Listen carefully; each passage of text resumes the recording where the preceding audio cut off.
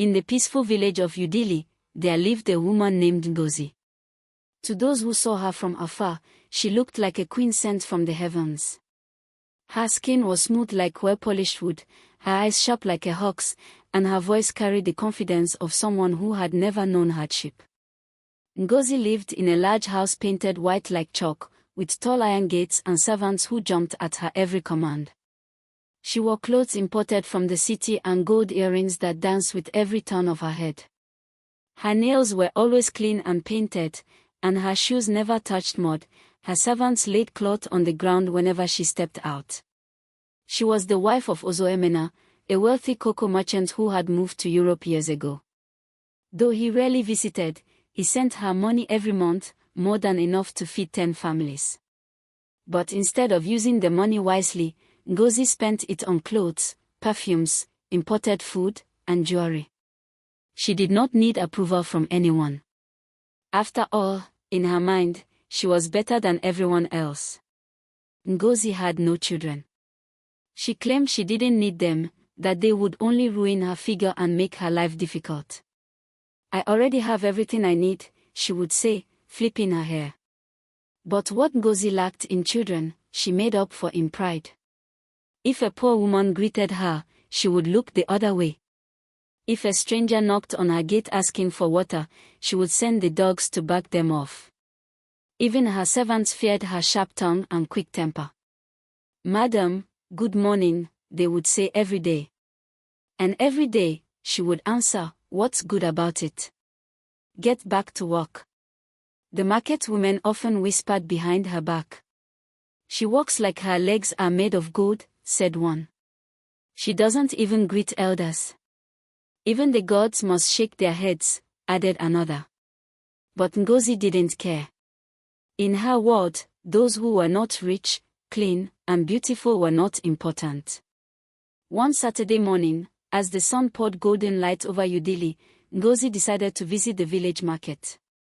She didn't need anything, really. Her fridge was full, and her kitchen well stocked.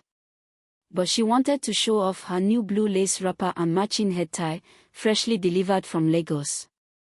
She sprayed herself with imported perfume, put on high heels that clicked like the hoofs of a proud horse, and stepped out of her house like royalty. At the market, people turned. Some admired her grace. Others whispered behind her back. Still, she walked tall, her chin raised like someone who owned the earth. As she reached the fruit section, something unexpected happened. A man, old and tired-looking, stumbled in her path. He wore faded clothes, his wrapper torn at the edge. His grey beard was wild like an untrimmed bush, and his eyes carried a quiet sadness. In his hands, he balanced a small wooden tray of mangoes, most of them bruised and overripe. As he tried to move aside for Ngozi to pass, he accidentally brushed her elbow. Her eyes widened with fire. "Are you blind?" she barked. "Do you know how much this wrapper cost? You filthy, smelly old man." The old man dropped to his knees at once. "I'm sorry, my daughter. It was not my intention." "Daughter," she laughed bitterly. "Do I look like your daughter? Look at you. Do you even own a mirror? People like you should not even walk on the same road as me." The market fell quiet. Some traders stopped arranging their tomatoes. A few customers paused mid-bargain. Even the flies seemed to pause in the air. The old man's eyes met hers. For a brief moment, the market disappeared. It felt like only the two of them existed. "My child," he said softly, "never let your pride blind your heart. You do not know who walks beside you until the moon weeps." Ngozi laughed loud and long. "What does that even mean? Go and speak your madness somewhere else." She turned and walked away, her heels clacking sharply on the ground. The old man picked up his tray slowly, eyes still calm, face unreadable. As he turned to leave, he whispered again, "Be careful with your tongue. Pride is a mountain, but even mountains fall." No one else heard him.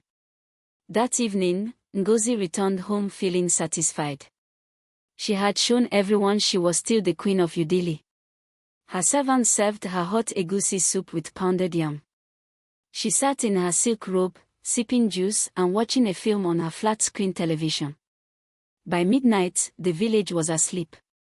The crickets chirped outside. The moon hung quietly in the sky. Inside Ngozi's mansion, all the lights were off except the dim one in her bedroom. She lay on her soft bed, her skin glowing under the light, her wrapper folded neatly beside her. But just as she was drifting off to sleep, she heard it. Whispers. Faint, almost like the rustle of dry leaves in the wind. At first, she thought it was just her imagination. She turned over and pulled the blanket over her shoulder. Then came the sound of footsteps. Slow. Dragging. As if someone was walking through sand. She sat up quickly and turned on the lamp. No one. She got up and checked the door. Locked. Maybe it's the wind, she said aloud, trying to steady her voice. She climbed back into bed and switched off the light. But then she felt it. Wait. As if someone, or something, had just sat beside her. The bed dipped slightly. Her breath caught in her throat. Her heart pounded. Her skin crawled. She reached for the lamp again, but her hand would not move.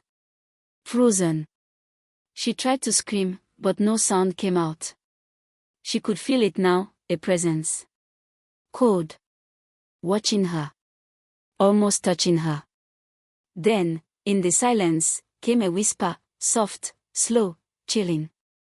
You do not know who walks beside you, until the moon weeps. Her eyes widened. The voice was familiar. The moment passed. Her body unfroze.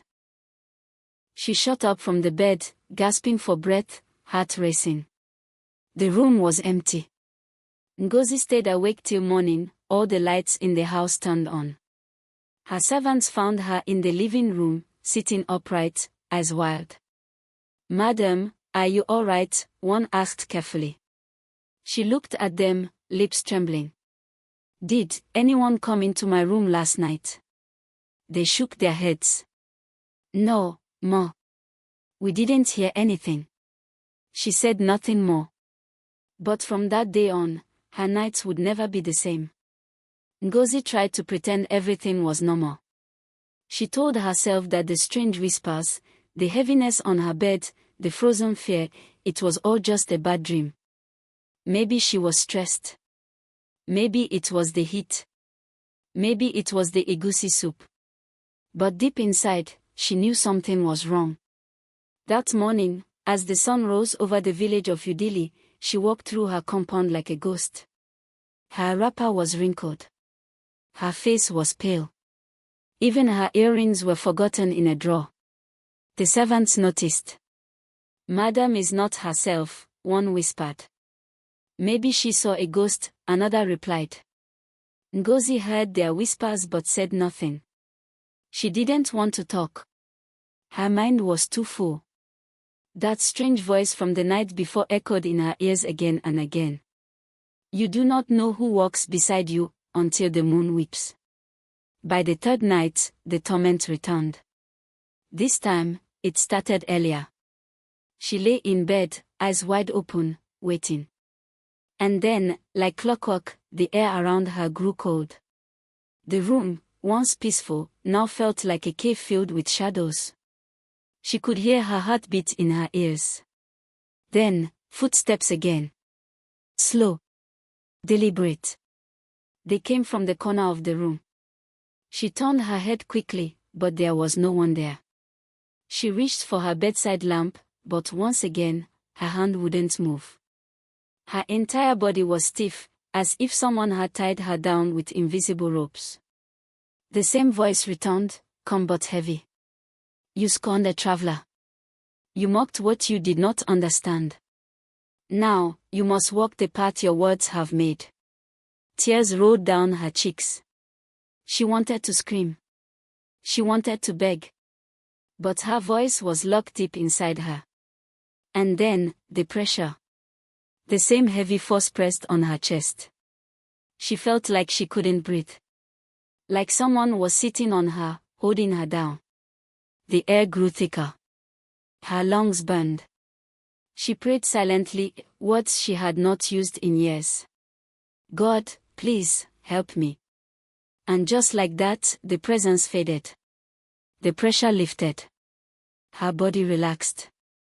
She shot out of bed, gasping for breath, her nightgown soaked in sweat.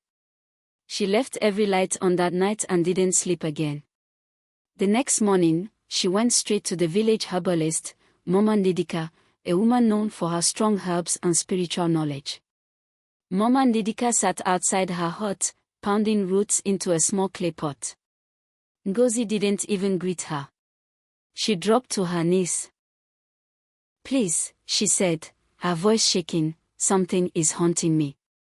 Mandika looked at her without surprise. She kept pounding her herb slowly. I know, the old woman said. The whole village knows something is wrong with you. Ngozi's eyes widened. How? Mandika stopped pounding. When you carry pride like a crown, the fall makes noise. People have been hearing your screams. Ngozi began to cry. I don't know what's happening, she said. I can't sleep. There's something in my room. Something heavy. Cold. It speaks to me. Mandika looked into her eyes. Did you offend someone recently? Someone you thought was beneath you? Ngozi paused. She remembered the old man at the market. The man with the tray of bruised mangoes. The man she had mocked and humiliated in front of everyone. He was just a poor stranger, she said. How could he do this to me? Mandika leaned forward, her voice low. You think all spirits come with wings and thunder? Some come in rags and dusty sandals. You disrespected someone you didn't understand.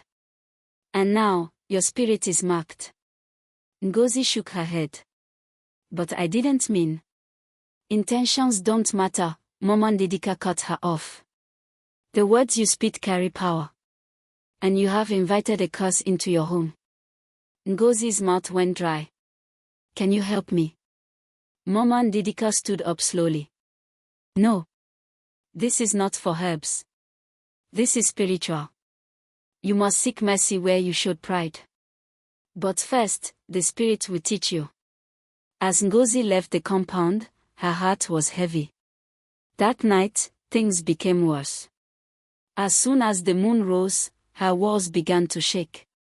The curtains moved, even though the windows were closed. Her reflection in the mirror began to smile, even though she wasn't smiling.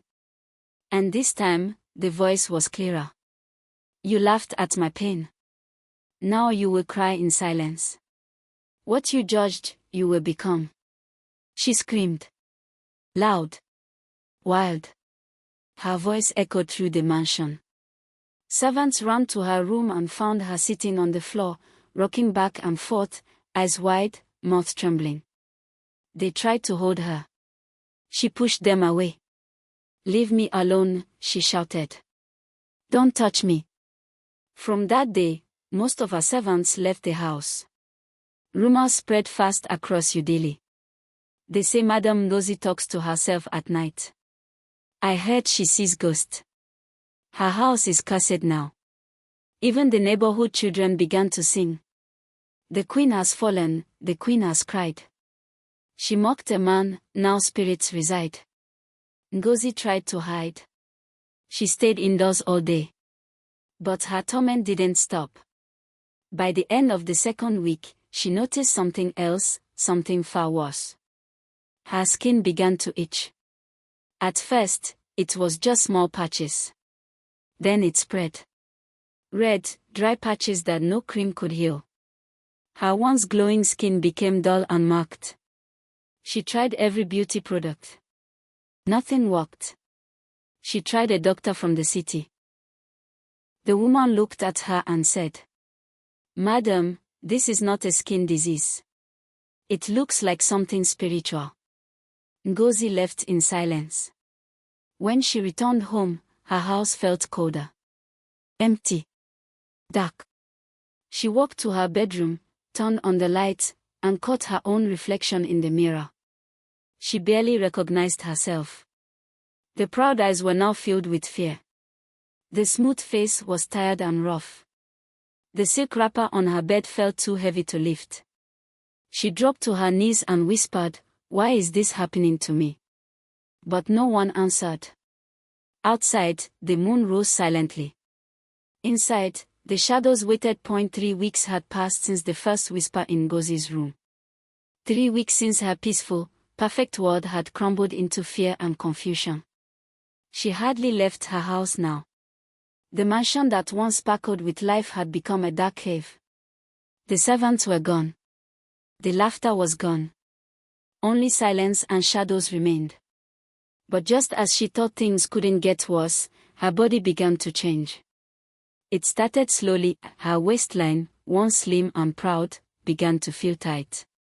She blamed the stress. She stopped eating heavy meals. But the swelling didn't go down. By the second week, her stomach looked round and heavy, like a woman 3 months pregnant. Ngozi stared at herself in the mirror, her heart racing. "This can't be," she whispered. "I haven't been with a man. Not even my husband." She picked up her phone and called a private doctor from the city. When he arrived the next day, she welcomed him in with trembling hands. He examined her body, ran blood tests, and took scans. He frowned at the results. "Madam," he said slowly, "you're not pregnant." She blinked. "Then what is this?" She pointed at her swollen belly. "Are you blind?" The doctor shook his head. "I've never seen anything like this. Your womb is empty. There's no baby. No fibroid. Nothing. But your belly is growing." "Then what's inside me?" she asked, voice sharp with fear. "I don't know," he said. "But whatever it is, it's not natural." He packed his bag and left quickly, refusing even a cup of water. Ngozi sat in her living room, frozen. Her mind was spinning. Her hands rested on her belly. It moved. She felt it. Something inside her shifted. Not like a baby kicking, no. This felt wrong. Heavy. Alive. But not human. She screamed. That night, the whispers returned. "You carry the weight of your words," the voice said. "You judge with your mouth, now carry the burden on your back." Ngozi wept until dawn. By the end of the month, her belly had doubled in size. She looked like a woman 9 months pregnant, though her face remained tired, sunken, and pale. The news spread quickly. People who passed her gate pointed and whispered, "Her husband has been gone for a year. So how come she's pregnant? She must have been sleeping around. Or maybe it's a spirit child. Serves her right. She thought she was better than all of us." Ngozi locked herself in her mansion and didn't open the gate for anyone. She didn't eat. She barely slept. Every night, she woke up gasping, sweating, crying. The cold whispers never left her side. The pressure on her chest returned again and again. And still, her belly grew. One morning, her husband's sister, Amarachi, came with 2 elders from his family. They pounded the gate until Ngozi opened it, shaking. "What is this we are hearing?" Amarachi asked, staring at her belly. "Ozoemena is abroad, and you are pregnant. What shame is this?" "It's not what you think," Ngozi cried. "I haven't been with anyone. I swear it." One of the elders shook his head. "Then what are you carrying?" "Air. Spirits." Amarachi snapped. "Or maybe lies." Ngozi tried to explain, but the more she spoke, the crazier she sounded. She told them about the night whispers. The old man in the market. The invisible presence. Amarachi burst out laughing. "So now you've gone mad." They took pictures of her. They called Ozoemena that night. 3 days later, he returned from Europe. He looked thinner, angry, tired. He didn't even greet her when he stepped into the house. He looked straight at her belly and said, "What is this?" "Ozo, please, listen to me," Ngozi begged. "I don't know what's happening. I swear I didn't betray you." "You think I'm a fool?" he roared. "You think I flew across the world to listen to this madness? I didn't do anything. It just started growing. There's something inside me, but it's not a child," she cried. Amarachi stepped forward. "Are we all mad too? The doctor said she's not pregnant, yet her belly is growing like a yam." Ozoemena looked at his wife. For a moment, pain filled his eyes. But then he turned cold. "I can't stay in this madness. You have brought shame to me. To my name. We are done." Ngozi dropped to her knees. "Please, don't leave me." But he turned and walked out, dragging his suitcase behind him. His family followed. They didn't even let her speak again. By the next week, Ngozi was thrown out of the house. The same mansion she ruled like a queen was no longer hers. Her clothes were packed into a small black bag. She was left at the gate like a stranger. She walked through the streets of Udili with her swollen belly, her eyes red from crying, her feet bare. People turned to look. Children whispered, "That's her. The woman who insulted the stranger." Women shook their heads. She called herself a queen. Now look at her. Men laughed. I heard her husband said the baby belongs to a ghost.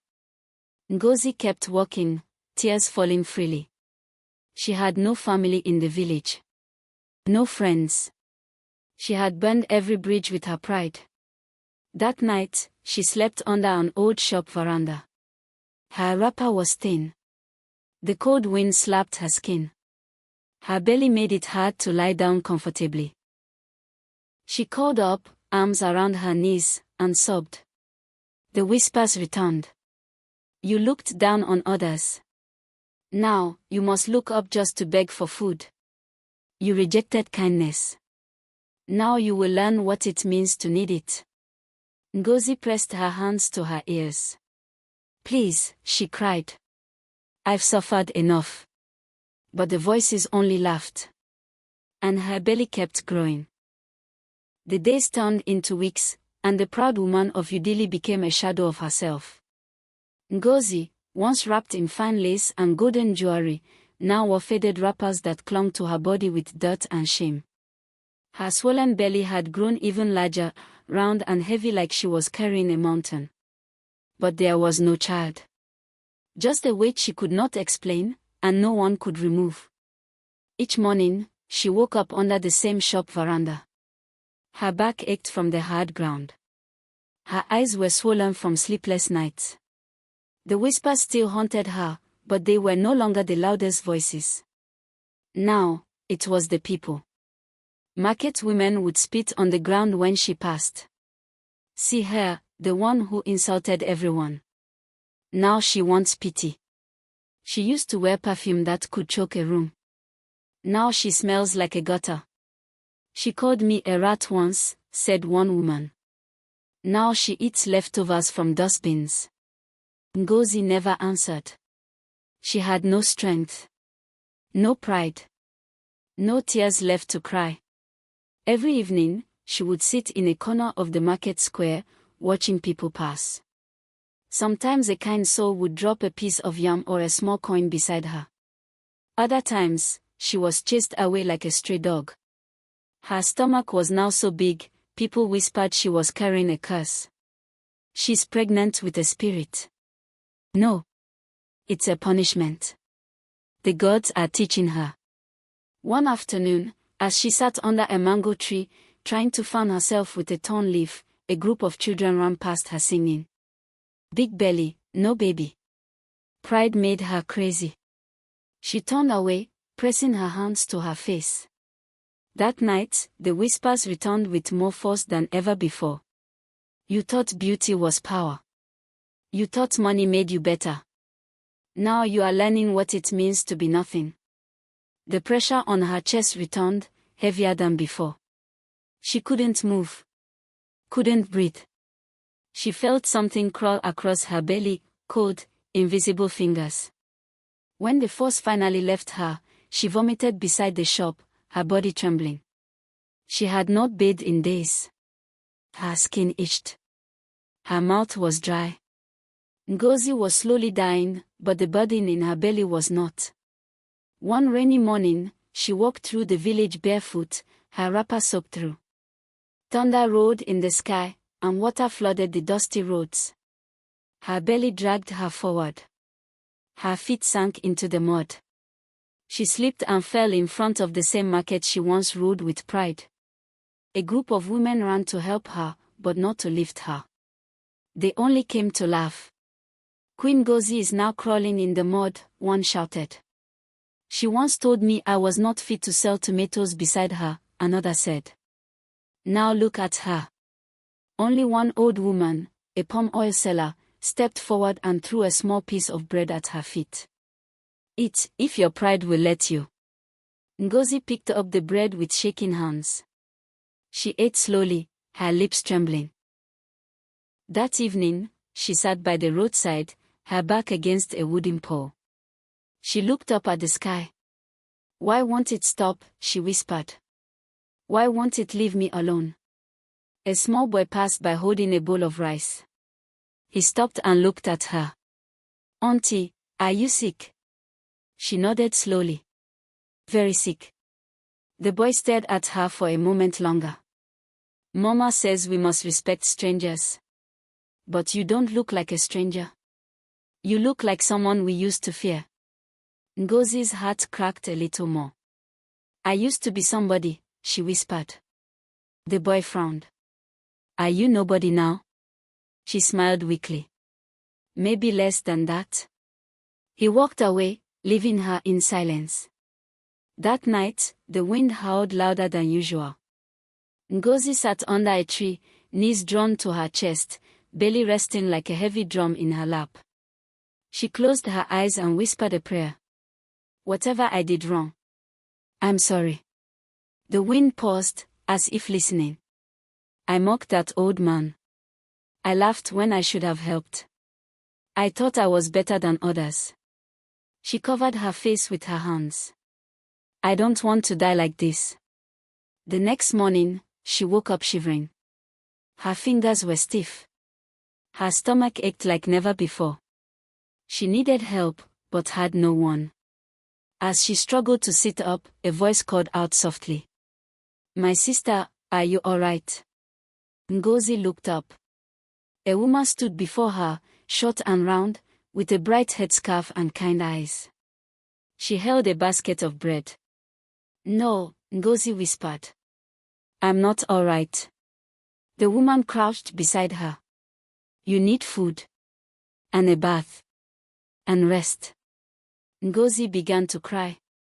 Not the silent tears she had shed in the dark, but real, shaking sobs. The woman didn't move. She sat with her until the tears stopped. Then she pulled out a small loaf and placed it in Ngozi's hands. My name is Mama Ijeoma.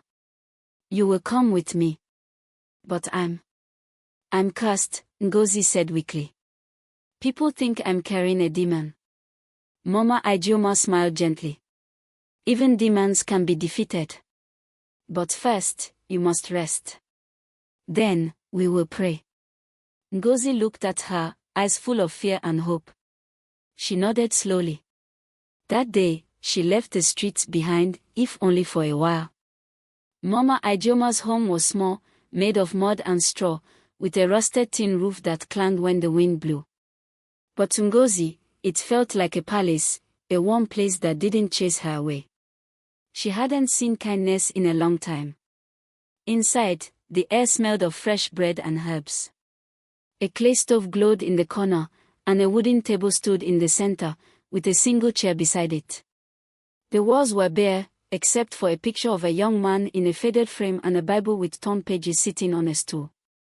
Mama Ijeoma led her to the back of the house, where a bucket of warm water waited. Wash, she said gently. Wash off the dust, the shame, and the lies people told you. Ngozi stared at the water. Her reflection stared back. Tired, hollow-eyed, skin stained with dirt, lips cracked. She couldn't remember the last time she had looked in a mirror. Tears rolled down her cheeks again. But this time, they were quiet. Cleansing. She stripped and washed slowly, gently, like she was peeling layers of pain off her body. When she stepped back inside, Mama Ijeoma had laid out a clean wrapper and a soft blouse. Sit, she said. You need food. Ngozi sat down weakly as Mama placed a hot plate of rice and beans in front of her. Her hands trembled as she ate, slowly, spoon by spoon. For the first time in months, her body felt human again. That night, Ngozi lay on a thin mattress beside the window, wrapped in a warm blanket. She stared at the ceiling, listening to the soft sounds of crickets outside. There were no whispers. No footsteps. No heavy weight on her chest. Just silence. Peaceful, strange silence. She closed her eyes and whispered into the darkness, "Thank you." The next morning, Mama Ijeoma woke her with a soft nudge. "Come," she said. "We are going to church." Ngozi hesitated. "Church? Why?"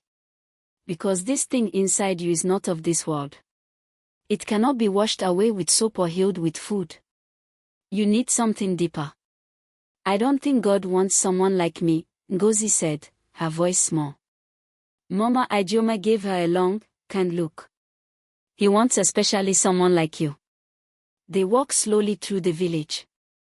Some people turned and whispered, shocked to see Ngozi again, especially walking beside a humble woman like Mama Ijeoma. But Ngozi didn't raise her chin like before. She didn't glare or strut. She walked with her eyes lowered and her swollen belly dragging her steps. When they reached the church, it was small and old, with peeling paint and wooden benches. A few women swept the floor, humming hymns. A group of children sat on mats, clapping and singing softly. At the front stood a man in a white robe, Papa Chuka, the village pastor. He turned as they entered. His eyes rested on Ngozi for a long moment, then softened. "You've come," he said gently. Ngozi felt her knees buckle. She dropped to the floor and began to cry, not from fear, but release.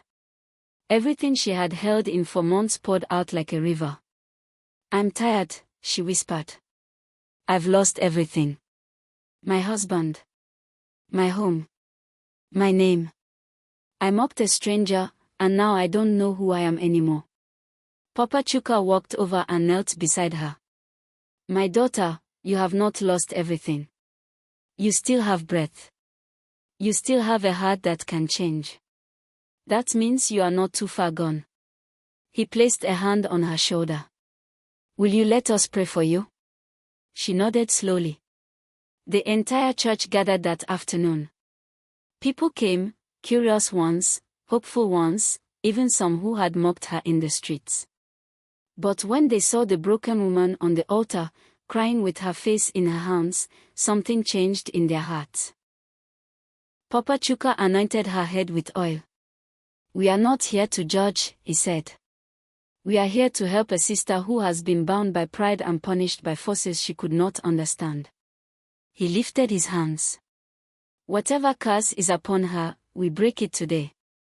The congregation began to pray. Loud.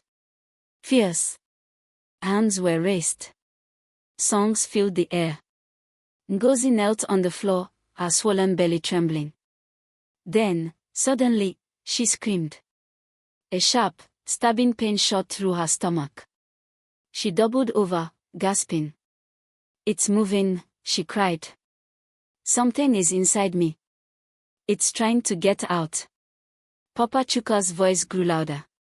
"Spirit of torment, release her. You have no power here." The church walls shook slightly. The lamps flickered. The air grew hot and thick. Ngozi clutched her belly as it began to burn from the inside out. She felt something rise through her throat, something dark. Heavy. Alive. Then, she let out a long, painful scream, and a dark mist rose from her body. It twisted in the air, hissing like a snake, and vanished with a loud whoosh. Ngozi collapsed. Silence fell. Her body was soaked in sweat. Her hands shook. Her eyes fluttered open. She looked down. Her belly was flat. Gone. The weight was gone. She placed her hands over her stomach, weeping. Her voice was barely a whisper. Thank you, thank you. Papa Chuka helped her sit up. You are free, my daughter. But remember, your new life must not look like your old one. Ngozi nodded. I don't ever want to be that woman again. The congregation clapped and sang, praising the power that had delivered her. As the sun set over Udili, Ngozi stepped out of the church a different woman. Not proud. Not wealthy. Not feared. But finally, at peace. The day Ngozi walked out of the church, a quiet wind passed through the village of Udili, soft and cool, like a cleansing breath. Gone was the arrogant woman who once walked like the earth owed her something. Gone was the face that once wore pride like makeup. What remained was a woman stripped of everything, but at peace for the first time in her life. Her belly was flat. Her skin slowly cleared. Her eyes, once cold, now held something deeper. Humility. She moved into Mama Ijioma's spare room, a small space with a mattress on the floor and a curtain for a door. But she didn't complain. Every morning, she rose early, swept the compound, fetched water, and helped bake bread for sale. Her hands, once covered in gold rings, now kneaded dough and washed cassava leaves. At the market, people stared in silence. There she was, Ngozi, carrying a basket of bread on her head, smiling at children, greeting elders with respect. She's pretending, one woman said. No, another replied. Something has changed in her. Some still mocked. Others watched with quiet respect. But Ngozi didn't care. She no longer lived for their praise or their judgment. She had learned what it meant to fall, and to rise again the hard way. One day, she saw a beggar sitting under the same mango tree where she once turned away a thirsty stranger. He was old, dirty, and trembling from hunger. She walked up to him, knelt beside him, and placed a loaf of bread in his hands. The man looked at her in surprise. Thank you, he whispered. Not many stop for people like me. Ngozi smiled softly. I used to be one of them. Weeks turned into months. Ngozi became a regular face at the church. She joined the women's fellowship and started teaching young girls about humility, kindness, and dignity. They listened closely, not because of who she used to be, but because of what she had become. Each Sunday, she shared a small part of her story. Not everything. Just enough to help someone who was walking the same path she once walked. One evening, as the sun set in gold and fire, she sat with Mama Ijeoma outside the house, peeling yams. Mama, she said gently, why did you help me that day? Everyone else ran from me. Mama Ijeoma chuckled. Because I've seen pride before. And I've seen what it does.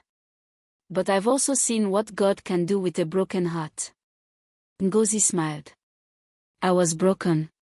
Completely. And now? Mama asked. I'm being rebuilt. They sat in silence for a while. The wind rustled the trees, and the smell of burning firewood drifted through the village. Ngozi looked up at the sky. I want to do more, she said. For people like me. For people who think they are too good to fall. Or too broken to rise. Mama nodded. Then begin with your story. The very next week, Ngozi started something no one in Udili expected. She gathered young women every Saturday beneath the old mango tree. Not to gossip or show off, but to teach. She called it the circle of wisdom. There were no chairs. No microphones. Just women. Sitting on mats. Sharing truth. Ngozi would begin each session with a proverb. Pride is a cloak, it keeps you warm until it sets you on fire. You can wear gold on your skin, but what is the condition of your heart? Never judge a stranger. You do not know which spirit walks beside them. One by one, the women listened. Some laughed, some cried. But many began to change. Slowly. Word spread. Even women from nearby villages came to sit under the mango tree. She was no longer called Madame Ngozi. Now, the villagers simply called her Sister Ngozi. She refused to return to her old mansion. It belonged to the past. A past that nearly destroyed her. Instead, she stayed in her small room, walking barefoot through the market, offering help where she once offered judgment. One morning, after a heavy rain, Ngozi was walking through the village path with a basket of bread when she saw him. An old man. Same dusty wrapper. Same wooden tray of mangoes. Her heart froze. It was him, the stranger she had insulted that day in the market. The one who had warned her. The one who had disappeared. He stood beside a tree, looking at her with the same calm, unreadable eyes. Ngozi dropped her basket and ran to him. She fell to her knees and bowed deeply. "Forgive me," she whispered. "I didn't know who you were. I didn't know what I was doing. I was blind." The man looked down at her and smiled. "You were blind," he said. "But now you see."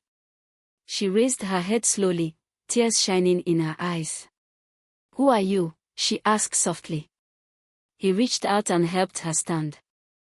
"I am what you made me," he said. "A test, sent to measure the weight of your heart." He began to walk away, then paused. "But now, your heart carries a different weight. And it is beautiful." He turned the corner and vanished. Ngozi stood still for a long time.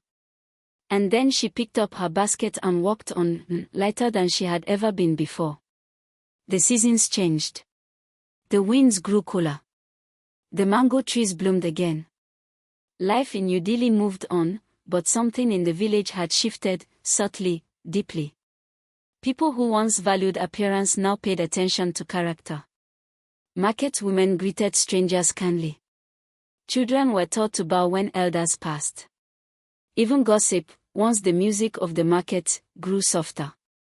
At the center of this quiet transformation stood a woman once feared, once hated, once mocked, Ngozi, now known and loved simply as Sister Ngozi. Her circle of wisdom had become the soul of the village. Each Saturday, under the shade of the old mango tree, dozens gathered to hear her speak, not as a queen, not as a preacher, but as a woman who had lived through fire and come out whole. She never raised her voice. She didn't need to. Her life had become the loudest message. One cloudy afternoon, after sharing a tale about humility and grace, Ngozi sat alone under the tree, watching the clouds drift across the sky. She thought of all that had happened. The fall. The haunting. The shame. The kindness that saved her. The spirit that tormented her. The moment she was set free. Her heart was full, but not heavy. Suddenly, the hairs on her arms stood. She felt something shift in the air. She turned her head slowly. There, walking toward her from the edge of the village path, was a man. Not old this time. Young. Strong. Radiant. His skin shimmered like some warm bronze. His eyes, though, were unmistakable, those same deep, calm eyes. It was him. The stranger. But different. He walked slowly, each step soft, like he was floating. He stopped a few feet away and smiled. Ngozi stood, heart pounding. She opened her mouth to speak, but he raised a hand gently. "You have done well, my daughter." Tears gathered in her eyes. "You came back." "I never left," he said. "I watched. I waited." And I saw the seed I planted bloom. She stepped forward. Who are you, truly? The man's eyes twinkled. Once, I was a test. Then, I became your torment. And now, I am your weakness. He walked closer and touched her shoulder lightly. You were not cursed. You were chosen. Chosen, she whispered. Yes, he nodded. Chosen to fall, so you could rise. Chosen to break, so you could teach others how to heal. Chosen to learn, so you could become a lesson. Ngozi lowered her head. I was so foolish. He smiled. Foolishness is not the end. Refusing to change is. He turned slightly and looked out over the village. Udili will never forget your story. Not because you fell, but because you rose. Ngozi's voice cracked. I wish I had known. You weren't meant to know, he said softly. You were meant to grow. He began to walk away, his figure blurring in the afternoon light. She called after him, will I ever see you again? He paused. You will see me in the faces of strangers. In the eyes of the hungry. In the silence of those who carry burdens you cannot see. Then he vanished into the breeze. That evening, Ngozi stood before the village during the moon festival. She was invited to share the closing message, something never done before. She stood calmly, simply dressed, barefoot under the moonlight. Her voice was steady. I once thought I was better than others. I judged people by their clothes, their voices, their weakness. But life showed me the truth, you never know who walks beside you. A stranger may be your test, your teacher, or your blessing. The crowd was silent, eyes wide, hearts moved. She looked at the children sitting cross-legged in front. Never judge a stranger. Respect all. Walk with humility. And above all, never forget, pride can lift you high, but it is humility that keeps you standing. Thunderous applause followed, not out of obligation, but from truth deeply felt.